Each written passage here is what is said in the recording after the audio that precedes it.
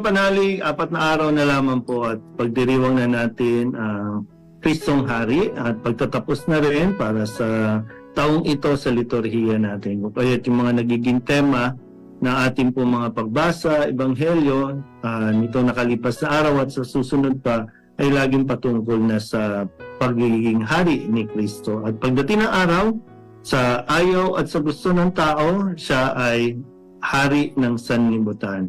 At ipinapakilala din sa pamamagitan ng talinghaga kung gaano kabuti itong haring ito para sa atin. Napakabuti niya upang tayo po ay pagkalooban niya ng biyaya na nanggaling din naman talaga sa kanyang dahil sa pagmamahal.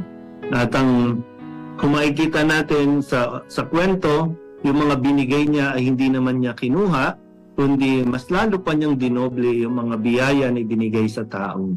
Kaya sana po yung ugali natin, yung behavior natin, ay suriin natin mabuti para pagharap natin sa Panginoon, ano nga ba ang nangyari sa buhay natin?